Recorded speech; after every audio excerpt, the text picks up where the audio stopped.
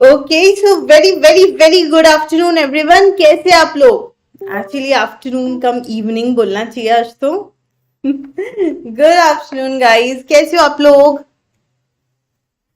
Okay so today session, आज के session में हम लोग वो तीन चार सेक्शंस स्पेसिफिकली करने वाले हैं। देखो आगे भी करवाना है, मतलब टोटल तो हमारे आज 7-8 सेक्शंस हो जाएंगे, लेकिन स्पेसिफिकली वो तीन चार सेक्शंस हम लोग कर रहे हैं जो बहुत बहुत बहुत एग्जाम के लिए इंपॉर्टेंट है और क्रूशियल भी है समझने के लिए। तो all I want you all to do is कि आज के सेशन को एंड तक फोकस से देखना है ना। कुछ डाउट आता है तो आप बिल्कुल पूछ लेना once we are finish off with those sections, and I gonna give you all time कि भैया आप पूछ लो तुम्हारा कुछ डाउट है तो। ठीक है, so very very good good evening, quickly join in the session, make sure to put up your attendance, like करना मत भूलना। और जो लोग मुझे नहीं जानते, आज जिनका पहला क्लास है गाइज, मैं हूँ Swati Agrawal, I am chartered accountant as well as company secretary. मैंने सीए सीएस बीकॉम ऑनर्स किया and it's been 10+ years I have been teaching. बाकी जितना जितना तुम लोग मुझसे पढ़ोगे definitely you guys will able to know me better. Okay चलो, गुड इवनिंग एवरीवन। तो आज हम लोग करने वाले हैं एक अलग ग्रुप ऑफ सेक्शन। जैसे 9 से लेकर 13 हमने किया, जनरल जनरल चीजें थी। 14 and 15 was regarding property. 16 was little selfish section, personal profit. 17 with no खतरा कि अगर फर्म में कुछ भी चेंज होता है तो पार्टनर्स के राइट्स और ड्यूटीज में क्या चेंज होगा। So it was that, right. चलिए अब हम पढ़ते हैं आगे सेक्शन नंबर 18 पर। ओके मनोज, मैंने कल के सेशन में पिन किया था, अगर आप भूल गए हो तो कोई नहीं, अभी सेशन खत्म होने से पहले यहाँ पे भी पिन कर दूंगी। अरे so sweet Mahi, thank you so much for coming, thank you sweetheart, so good to see you. चलिए आगे बढ़ते हैं हम लोग सेक्शन नंबर 18 पर। सेक्शन नंबर 18 बहुत ही जनरल सेक्शन है और हमने एक कार्डिनल प्रिंसिपल पढ़ा था। आप में से कोई मुझे बता सकता है what is the cardinal principle of partnership? So cardinal principle किसी को भी याद है? Anyone can tell me what is the cardinal principle of partnership law? Ma'am, the cardinal principle of partnership law is business carried on by all or any one of them acting for all. यानी कि mutual agency was our cardinal principle. वो क्यों पूछा? क्योंकि वही चीज अब यहाँ पर अलग तरीके से दोबारा आई है। The partner to be the agent of the firm, ये है सेक्शन नंबर 18। तो सिर्फ क्या कह रहा है, हर एक पार्टनर पार्टनरशिप फर्म का एजेंट है। मतलब ये कि कोई भी पार्टनर अगर पार्टनरशिप फर्म में कुछ भी करता है बिजनेस पर्पस के लिए, तो उसके लिए पूरा फर्म बाइंड होगा। कहने के लिए कितना छोटा सा सेक्शन है कि भाई हर पार्टनर पार्टनरशिप फर्म का एजेंट है, लेकिन when we call someone agent it holds a big meaning, right. बड़ा मतलब होता है इसका। क्या मतलब होता है इसका? इसका मतलब ये होता है कि भैया जब भी हम कहते हैं कोई पार्टनर एजेंट है तो पूरी फर्म को बाइंड करता है अपने एक्ट से। उसने जो भी किया उसमें सारे पार्टनर्स इन्वॉल्व हो जाएंगे automatically. Okay, because all of them are principal and all of them are agent of each other. So whatever they are doing, they are binding the entire firm, they are binding each other in all the transaction. मुझे तो एक transaction करना ही नहीं था, but क्योंकि मैं partnership firm में partner हूं, मुझे वो ट्रांजैक्शन करना पड़ा, एक्सेप्ट करना पड़ा, because I am the partner. Understood? Very very basic thing. Now वो सेक्शन नंबर 18 हो गया। मैम 19 क्या कहता है? अब ये तो पता चल गया पार्टनर क्या है, एजेंट है। अब ये एजेंट का कुछ इम्प्लाइड अथॉरिटी भी है। क्या इम्प्लाइड अथॉरिटी है उसका? तो कोई भी पार्टनरशिप फर्म में अगर पार्टनर है तो वो एजेंट है, और एजेंट की कुछ इम्प्लाइड अथॉरिटी होंगी सब्जेक्ट टू सेक्शन नंबर 22। यानी 19 तुम पढ़ रहे हो, लेकिन सेक्शन नंबर 22 को ध्यान में रखते हुए तुमको पढ़ना है। नाउ सेक्शन नंबर 22 में को ध्यान रखना है। Okay, understood. थोड़ी देर वेट करते हैं, वो क्या कहते हैं पहले आगे देख लेते हैं। So the act of the partner which is done to carry on in usual way the business of the kind carried on by the firm binds the firm. ठीक है, सो कोई भी अगर पार्टनर है, अगर वो कोई भी एक्ट करता है, okay, so the act of the partner which is done to carry on in usual way. कभी भी अगर पार्टनर किसी भी तरीके का एक्ट कर रहा है यूजुअल वे में, then business of the kind carried on bye the firm binds the firm, और जो भी वो बिजनेस कर रहा है वो कैरी ऑन होगा फर्म के अंदर और वो फर्म को बाइंड भी करेगा। The authority of the partner to bind the firm conferred by this section is called implied authority। और इस सेक्शन के अंदर जो पार्टनर की अथॉरिटीज है, जो पार्टनरशिप फर्म को बाइंड करती है, उसे हम कहते हैं implied authority। ठीक है, सो यहाँ पर वापस से देख लो यहाँ पर वापस से देख लो, मैं देख रही हूँ चैट में ना सीनियर जूनियर वाला अच्छा डिस्कशन चल रहा है, good. Okay, so coming back to this, तो जो भी पार्टनर है, जो पार्टनरशिप फर्म में काम कर रहे हैं, वो सेक्शन 22 को ध्यान में रखते हुए जो भी काम करेंगे वो पार्टनरशिप फर्म को वो बाइंड करते हैं। ठीक है, बीइंग अ पार्टनर मैंने जो भी डिसीजन लिया उसका इम्पैक्ट मेरे सारे के सारे को पार्टनर्स पे आएगा।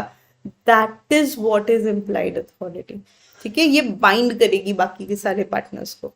सो in the absence of any usage और custom of the trade to the contrary, the implied authority of partner does not empower him to। तो अगर कभी भी ऐसा होता है कि भैया बिजनेस यूसेज में या कस्टम में या ट्रेड में कुछ भी अगर अलग होता है, तो ये implied authority है पार्टनर की, that does not empower him to submit a dispute relating to the business of the firm to the arbitration। ठीक है, तो ये क्या क्या ऐसी चीजें हैं जिसमें being the partner, being implied authority, कुछ चीजों में फिर भी एम्पावरमेंट नहीं है। अगर कभी भी डिस्प्यूट हो रहा है बिजनेस से रिलेटेड, तो वो बिना पार्टनर से कंसल्ट किए आर्बिट्रेशन में डाल दिया। कैसे डाल दिया? सारे पार्टनर्स का अप्रूवल लेना था। Open a bank account on behalf of the firm in his own name. बहुत होशियार हो, है ना, बहुत इंटेलिजेंट हो, खुद के नाम पर तुमने फर्म का बैंक अकाउंट ओपन कर दिया। Okay, number 3, relinquish or compromise any claim or the portion of claim of the firm। किसी पर्टिकुलर चीज पर फर्म का केस चालू था और आपने जाकर बोल दिया हाँ ठीक है हम ना पेमेंट करने को रेडी है, I am ready to pay of this much amount. Okay, then number 4, withdraw suit or proceeding files on behalf of firm। Partnership firm के बिहाफ पर अगर कोई केस ऑलरेडी फाइल्ड है, उसको क्या किया आपने? उसको आपने विड्रॉ कर लिया बिना बाकी के पार्टनर से पूछे। ये राइट नहीं है। Admit any liability of the suit proceedings against firm. Partnership firm के अगेंस्ट किसी ने कोई लाइबिलिटी क्रिएट करी है और आपने उसको अग्री कर लिया, एडमिट कर लिया, या फिर आपने इमूवेबल प्रॉपर्टी ले ली फर्म के बिहाफ पर।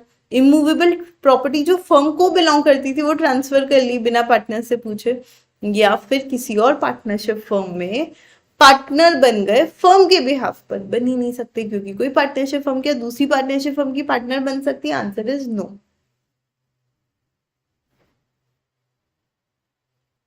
ये सब नहीं कर सकते।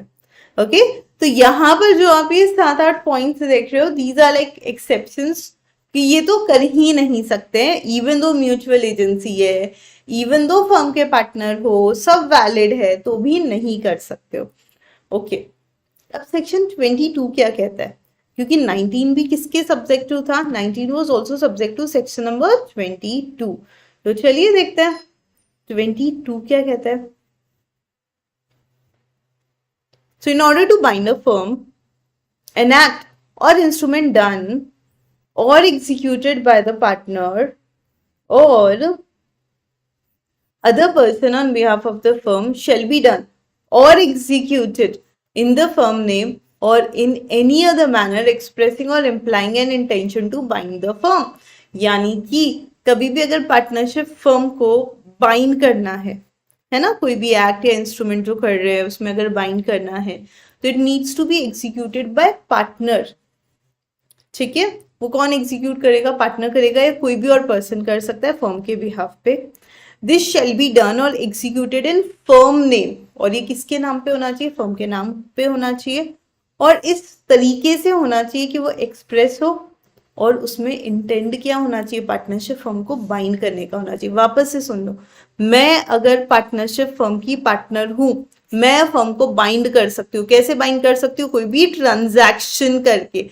हम ट्रांजैक्शन कैसे करते हैं? हम कोई ना कोई अग्रीमेंट बनाते हैं, है ना, कोई तो कॉन्ट्रैक्ट बनाएंगे।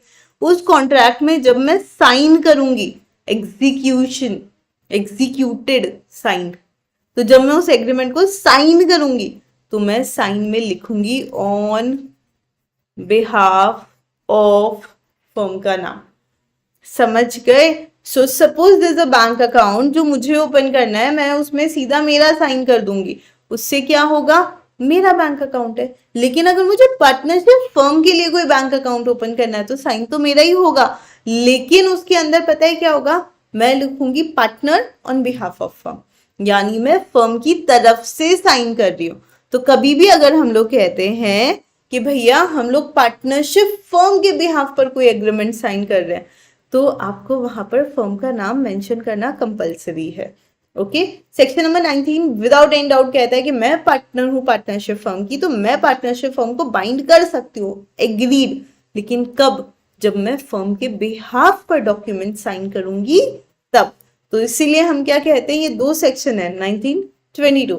पढ़ना क्या है दोनों ने, साथ में पढ़ना है। 19 कहेगा बाइंड कर सकते हो, 22 कहेगा लेकिन फर्म के बिहाफ पर साइन करोगे तो ही बाइंड कर सकते हो।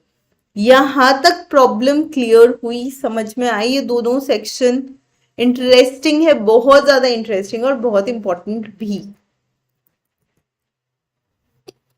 बोलो बोलो।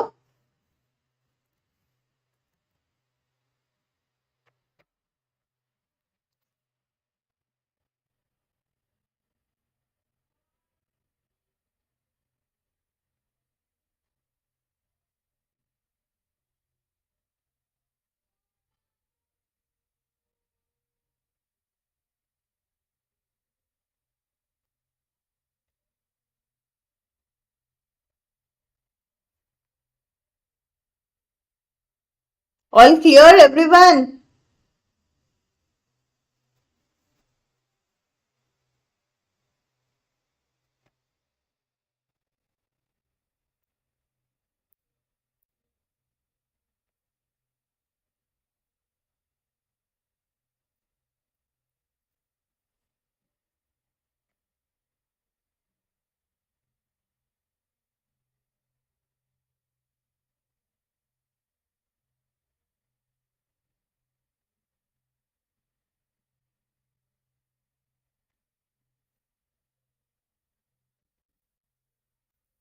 Good to know, great.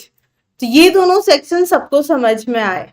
Now अगर हम अब 19 और 22 को इकट्ठा करके पढ़ते हैं तो ये क्या कहता है, the act must be relate to usual business. जो भी बंदा, जो भी पार्टनर पार्टनरशिप फर्म में अपना इंप्लाइड अथॉरिटी यूज कर रहा है, वो यूजुअल बिजनेस में अपना काम करना चाहिए। And is the act done by the partner must be within the scope of his authority। तो यूजुअल बिजनेस होना चाहिए, उसके स्कोप और अथॉरिटी के अंदर अंदर होना चाहिए, और ये नॉर्मल बिजनेस से रिलेटेड होना चाहिए। The act is such as is done for normal conduct of the business of the firm and the usual way to carry on business depending upon the nature and circumstances of each particular case. Now when you will ask me कि ma'am usual क्या क्या कर सकते हैं, तो वो depend करता है आपका बिजनेस कैसा है ना। हम लोग कोई सेट लिस्ट नहीं बना सकते ये यूजुअल है या अनयूजुअल है। बिजनेस बिजनेस पे डिपेंड करता है, किसी किसी बिजनेस में गुड्स खरीदना यूजुअल है, किसी बिजनेस में सर्विसेज लेना यूजुअल है। तो it will depend on business to business. Okay, next, the act to be done in the name of the firm or in any other manner expressing or implying the intention to bind the firm। और कोई भी act अगर partner कर रहा है partnership firm में, वो partnership firm को बाइंड करने के लिए होना चाहिए। और बाइंड करने के लिए उसे क्या करना है, उसे जो भी डॉक्यूमेंट पे डॉक्यूमेंट्स एग्जीक्यूट करने हैं वो करने पड़ेंगे पार्टनरशिप फर्म के बिहाफ पर। अब बोलो क्या ये दोनों सेक्शन क्लियर हुए? Because these two sections are considered one of the most difficult section to understand. Okay, तो मैम अब ये बताओ कि क्या नहीं कर सकते, उसकी तो लिस्ट थी, क्या कर क्या सकते हैं? तो प्लेज कर सकते हैं, सेल कर सकते हैं पार्टनरशिप प्रॉपर्टी को, गुड्स को खरीद सकते हैं, मनी बोरो कर सकते हैं, डेट्स का कॉन्ट्रैक्ट कर सकते हैं, डेट्स का पेमेंट कर सकते हैं, then they can draw, make, sign, endorse, transfer, negotiable instruments and a lot more। तो ये सारी चीजें कर सकते हैं which are beyond the implied authority of partners। Understood?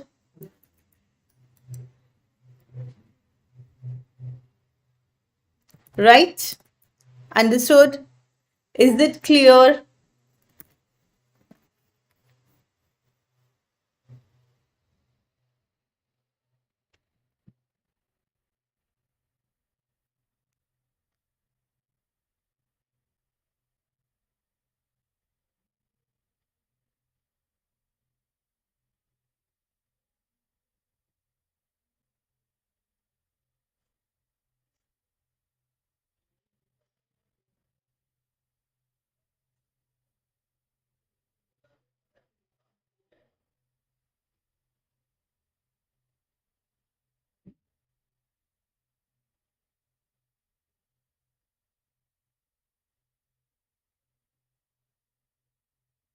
चलो आगे बढ़ते हैं हम लोग सेक्शन 20 और 21 पर, क्योंकि पहली बार ऐसा हुआ कि हमारे सीक्वेंस में हम पहले बीच में 22 को लिया है ना। अब हमें क्या करना है, हमें बीच के सेक्शंस भी देखना है।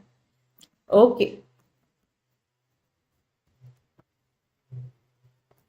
Now section number 20, extension and restriction of partners implied authority. So कोई भी पार्टनर अगर पार्टनरशिप फर्म का हिस्सा है तो वो एक्सटेंड कर सकते हैं और रिस्ट्रिक्ट कर सकते हैं अपनी implied authority of any partner. So कोई भी एक्ट अगर हुआ है by a partner on behalf of the firm जो उसकी इम्प्लाइड अथॉरिटी के अंदर आता है, so unless a person with whom he is dealing knows the restriction, सामने वाले को अगर रिस्ट्रिक्शन पता है तो अलग बात है, अगर नहीं पता है या फिर वो, तो फिर वहां पर वो चीज रिस्ट्रिक्ट नहीं होगी। एग्जाम्पल, सो ए जो कि एक पार्टनर है उसने बी से 1,000 रुपए बोरो किए पार्टनरशिप फर्म के नाम पर, जो उसकी अथॉरिटी के बियॉन्ड है, लेकिन वो पैसा उसने यूटिलाइज किया था फर्म का ही लोन पे करने के लिए। ठीक है, व्हाट मतलब व्हाट इज द यूज, तो वो यूज भी यही था कि वो फर्म का ही अमाउंट पे कर रहा था, right. Now, here the fact that the firm has contracted debts. तो ये जो फैक्ट है कि पार्टनरशिप फर्म ने जो डेट्स का कॉन्ट्रैक्ट किया है, suggest that it is the trading firm. क्या है ये एक ट्रेडिंग फर्म है। And as such it is within the implied authority of A to borrow money for the business of the firm.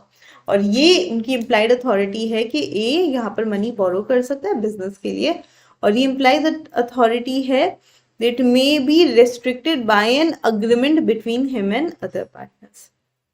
Okay. Now, if the B, the lender, जो money lender है, अगर वो unaware है कि एक के ऊपर restriction क्या है क्या नहीं है, तो उस केस में क्या होगा, firm will be liable to repay the money. Okay, यानी कि अगर बी को पता होता कि ए जो लोन है वो ले ही नहीं सकता है 1,000 रुपए का भी, तो फिर फर्म लाइबल नहीं है। लेकिन अगर बेचारे बी को पता ही नहीं था और पैसा भी फर्म के लिए यूज हुआ है, तो बात खत्म। Okay, yes. Next, partners authority in case of emergency. अगर किसी इमरजेंसी सिचुएशन में पार्टनरशिप फर्म को लॉस से प्रोटेक्ट करने के लिए अपने पावर के बियॉन्ड जाकर अगर कोई पार्टनर एक्ट करता है of a person of an ordinary prudence would have done, तो वो एक्ट भी फर्म को बाइंड करेगा। ओके, मतलब so an admission or representation made by so in short section number 21 पहले वापस से समझ लो। कभी भी मान लो कोई इमरजेंसी सिचुएशन में किसी पार्टनर को 50 लाख का लोन लेना पड़ा, ओके, और ये 50 लाख का लोन हमने क्यों लिया है, ये 50 लाख का लोन हम लोगों ने इसीलिए लिया है क्योंकि ना फर्म को कुछ एकदम इमरजेंसी पेमेंट करना था, नहीं तो हैवी लॉसेस हो जाते। अब वो उसके पावर के बियॉन्ड है, फिर भी उसे इमरजेंसी में लेना पड़ा, तो उस केस में क्या होगा, वो फर्म को बाइंड करेगा अगर वो जस्टिफाई कर देता है तो। ठीक है,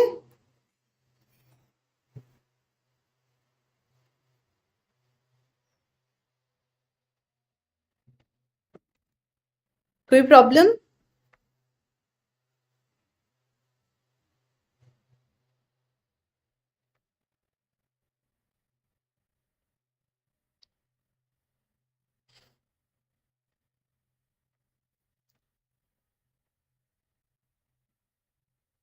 Can an act done by partner which is not in his authority bind the firm? That is what I have said. अगर इमरजेंसी में किया है और फर्म को लॉस से बचाने के लिए किया है तो definitely it can bind the firm, it can.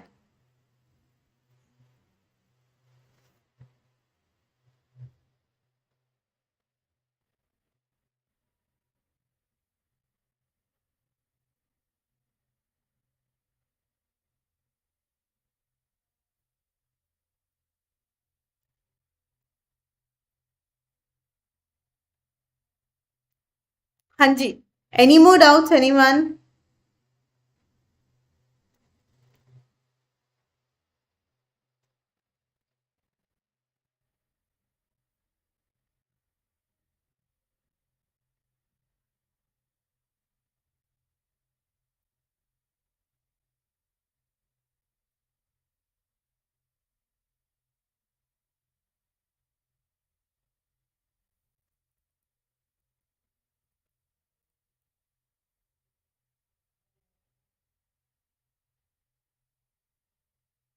No doubts?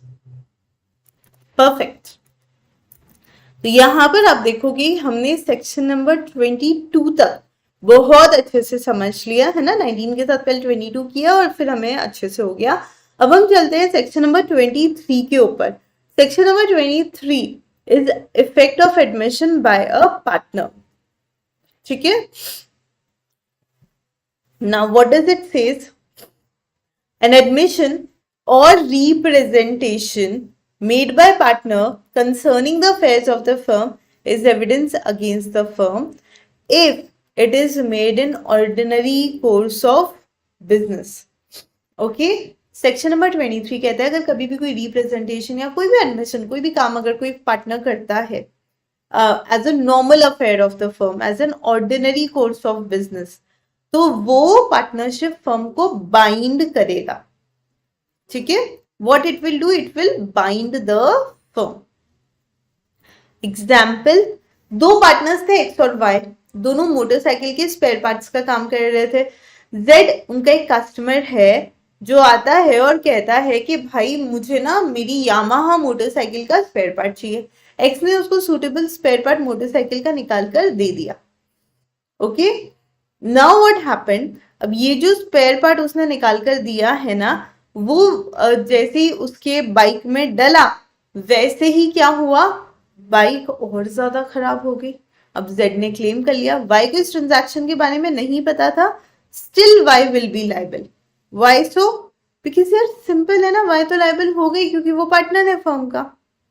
Okay, so both the partners will be definitely liable. अब बताओ कोई डाउट, कोई question?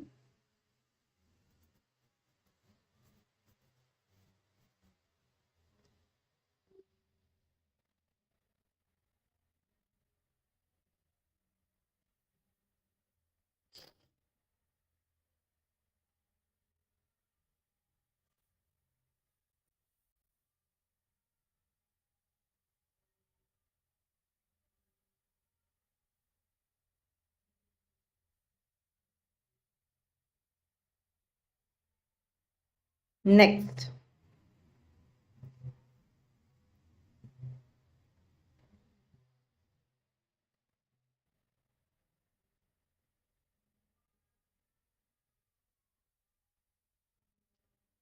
According to section number 24, effect of notice by an acting partner. So कोई भी partner अगर habitually business में कुछ act कर रहा है, कोई भी ट्रांजैक्शन कर रहा है और उसका इंटेंशन फ्रॉड करना नहीं है, तो वो जो कुछ भी करेगा उससे पार्टनरशिप फर्म बाइंड होगी। ठीक है, what ever that partner will do उससे फर्म बाइंड होगी। मतलब जैसे कि तीन पार्टनर थे PQR, वो सेकेंड हैंड गुड्स खरीदने और बेचने का काम करते थे। आर ने सेकेंड हैंड कार खरीदी पार्टनरशिप फर्म से, फर्म के बिहाफ पे एस से। आर ने एक सेकेंड हैंड कार खरीदी एस से पार्टनरशिप फर्म के बिहाफ पर। एस से जब वो कार खरीद रहा था ना तो उसको समझ में आ गया कि कार तो चोरी की है, लेकिन फिर भी उसने ले ली क्योंकि उसे लगा कि फर्म का बहुत ज्यादा बेनिफिट होगा। पी और क्यू को उसके बारे में पता नहीं था, अब वो कार उन्होंने आगे बेच दी। Okay, now all the partners are liable to ex the real owner, क्योंकि कार उसकी चोरी हुई थी। क्यों? पी और क्यू को तो नहीं पता था, क्योंकि आर का इंटेंशन गलत नहीं था, उसका इंटेंशन फ्रॉड नहीं था, उसका इंटेंशन फर्म को नुकसान पहुंचाना नहीं था और उसने खुद ने चोरी नहीं करी है। ओके, आई होप यहां पर तुम्हारा डाउट क्लियर हुआ है। अब आप मुझसे पूछोगे ना कि मैम एग्जैक्टली सेक्शन नंबर 24, 23, 22, 21, इन 18 इनमें नया क्या है?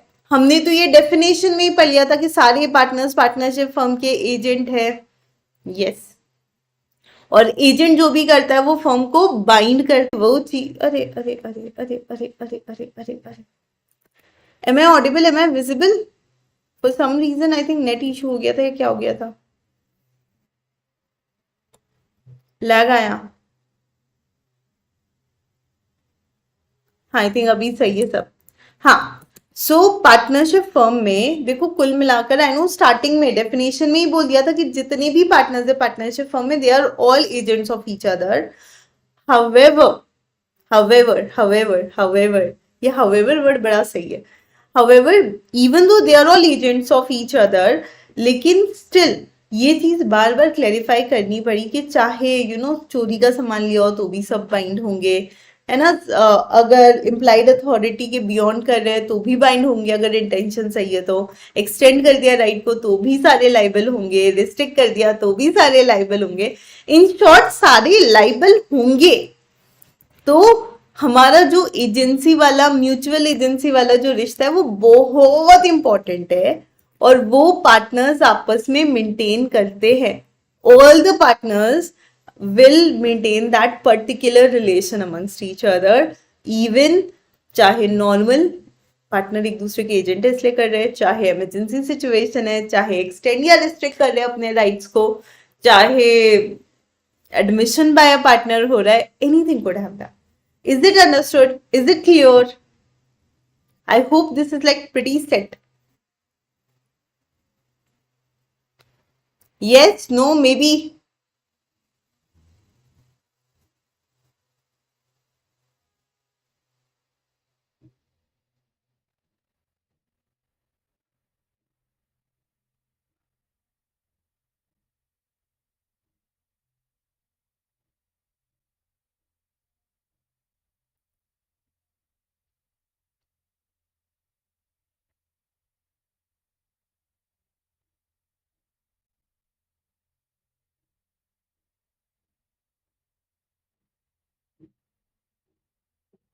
Done? So whether it is section number 21, 22, 23, 24, सब एक ही बात कह रहे हैं. क्या कह रहे हैं? हर एक पार्टनर पार्टनरशिप फर्म में दूसरे पार्टनर का एजेंट है, और क्योंकि वो फर्म का भी एजेंट है, दूसरे पार्टनर का भी एजेंट है, तो अब यहां पर क्या हो रहा है? बताओ. Because they are agent of each other and they are agent of other partners, वो सारे बाइंड कर रहे एक दूसरे को अगर कुछ भी लॉस हो रहा है तो. फाइन, आई होप सब क्लियर है. ओके, सेन कह रहा है मैम नोट्स कहाँ मिलेंगे बेटा? यार आप कल की क्लास में नहीं थे क्या? एक मिनट रुको.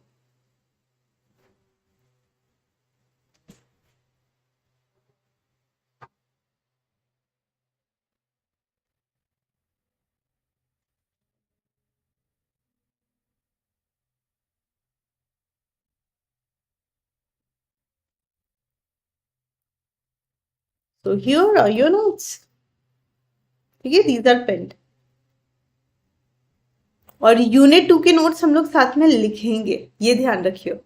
ओके, यूनिट 2 का बकायदा प्रॉपर हम लोग बैठ के 1.5 से 2 घंटे लगेंगे, पूरा यूनिट के नोट्स हम बनाएंगे. बिकॉज ये एक बार अगर तुम लिख लोगे ना मेरे साथ, I like pretty much sure तुमको याद हो जाएंगे. ओके,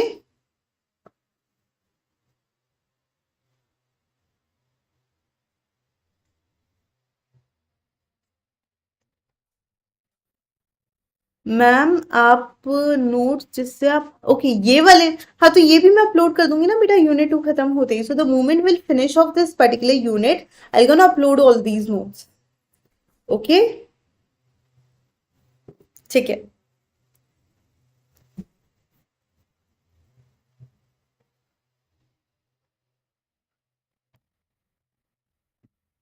चलिए लेट्स मूव अहेड.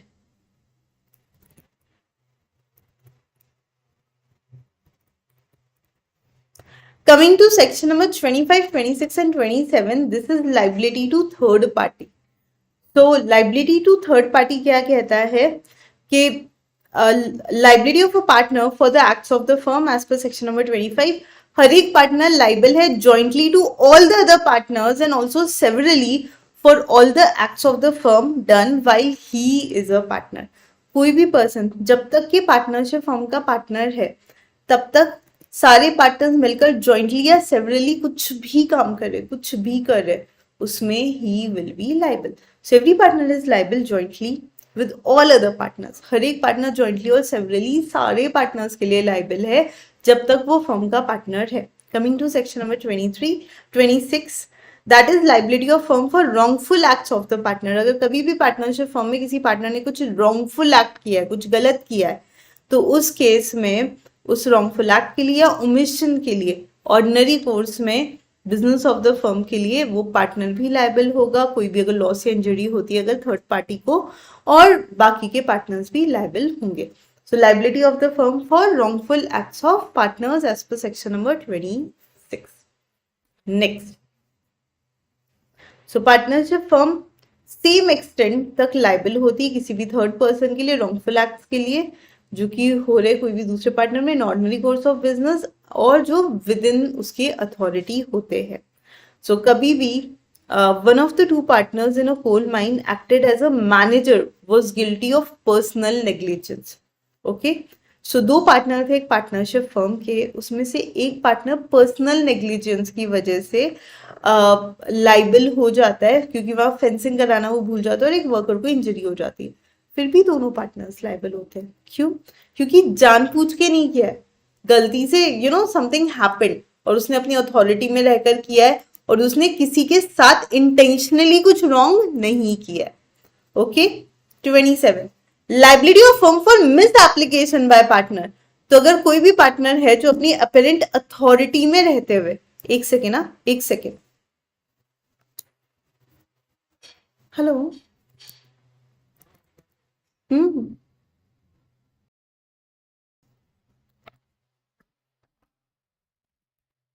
हाँ जी. सो कोई भी अगर पार्टनर है जो अपनी एपरेंट अथॉरिटी में रहते हुए कोई पैसा रिसीव कर रहा है या कोई प्रॉपर्टी को मिस अप्लाई कर रहा है विद इन हिज अथॉरिटी, अगर वो क्या कर रहा है, कोई मनी रिसीव कर रहा है या थर्ड पार्टी से कोई प्रॉपर्टी रिसीव कर रहा है और उसको मिस अप्लाई कर रहा है, या फिर फर्म अपने बिजनेस में कोई पैसा रिसीव कर रही है या कोई प्रॉपर्टी रिसीव कर रही है थर्ड पार्टी से और उसको मिस अप्लाई कर रही है by any of the partner, तो उस समय जो भी फर्म की कस्टडी में है तो फर्म लाइबल होगी to make good of such loss. Partnership firm liable होगी कि उसे उस लॉस की भरपाई करनी पड़ेगी. यहां तक समझ में आया? तो वो पार्टनर है, पार्टनर अपनी अथॉरिटी में रहते हुए मिस अप्लाई कर रहा है थर्ड पार्टी का पैसा, तो अब थर्ड पार्टी को नुकसान हुआ. देखो बाद में उस पार्टनर के साथ क्या करना, उस पार्टनर से कैसे पैसे निकलवाने, वो फर्म और पार्टनर के बीच का मैटर है, लेकिन अभी तो फर्म लाइबल होगी पार्टनर्स के एक्ट के लिए. तो आप ये तीन सेक्शन देख रहे हो, 25, 26, 27, तीनों में ही क्या आउटकम निकला? अगर पार्टनर ने कुछ भी किया है जॉइंटली या सेवरली तो फर्म लाइबल है ना. पार्टनर ने अगर कोई रॉन्गफुल एक्ट किया है being a partner of the firm तो भी फर्म थर्ड पार्टी के लिए लाइबल है, और थर्ड पार्टी का पैसा या प्रॉपर्टी मिस अप्लाई कर लिया है ऑर्डिनरी कोर्स ऑफ बिजनेस में तो भी यहां पर लाइबिलिटी किसकी है? तो यहां पर लाइबिलिटी अभी भी फर्म की है. It will not end. Understood? I hope it is clear to everyone, every point. सही है. चलो, तो आज हमने काफी सेक्शंस किए. We have finish from 19 to 26, no not 26, 27. Okay, so 19, 20, 21, 22, 23, 24, 25, 26, 27. Not bad. 9 sections आज हमारे खत्म हुए हैं. इसके बाद में सेक्शन नंबर 28 हम लोग ऑलरेडी यूनिट 1 में पढ़ चुके हैं, पार्ट नंबर स्टॉपल. तो अब सीधा जो सेक्शन आएगा वो आएगा 29 एंड 30. दोनों भी थोड़े से बड़े और इंपॉर्टेंट सेक्शन है ना. These are both are very very important sections जो हम अगले क्लास में करेंगे. अभी के लिए इतना ही. तुम लोग यहां तक प्लीज पढ़ के रिवाइज करके आओ, come up with your doubts so that I can solve them. Okay.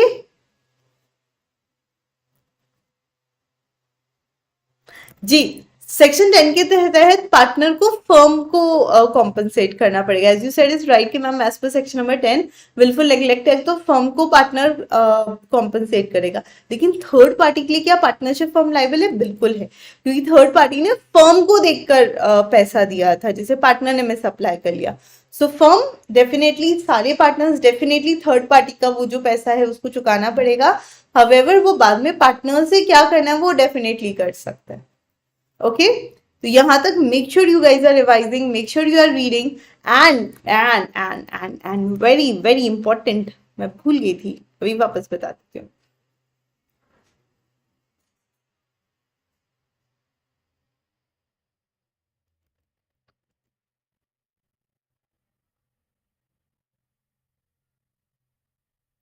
तो ये आपकी टीम बाहुबली, जहां पर हम सब आपको पढ़ा रहे हैं आपके सीए का कोर्स। अगर आप हमारी पुरानी क्लासेस एक्सेस करना चाहते हैं तो यहाँ पर नोट्स एक्सेस कर सकते हैं। इतना ही नहीं, आप हमारी पेड बैचेस को भी एनरोल कर सकते हो। एग्जाम ओरिएंटेड बैच चल रहा है फिलहाल फाउंडेशन का, और पुराना रिकॉर्डेड बैच भी चल रहा है। यू कैन गेट दैट महापैक और द रेगुलर बैच। यहाँ पर आपके सब्सक्रिप्शन के प्राइसेस हैं, you can see like cash flow 10,000 में पूरा सीए फाउंडेशन हो रहा है, और क्या चाहिए, वो भी महापैक के थ्रू। ओके, एंड यही अगर हम इंटरमीडिएट की बात करें तो 32,000 में you will be able to finish both the groups. तो अगर आप कोई भी सब्सक्रिप्शन लेते हो, make sure to use code Ekagrata use करने पर आपको मिलेगा 20% discount on all the subscription. तो 20% का बड़ा ऑफर चल रहा है अभी। तो अगर आप में से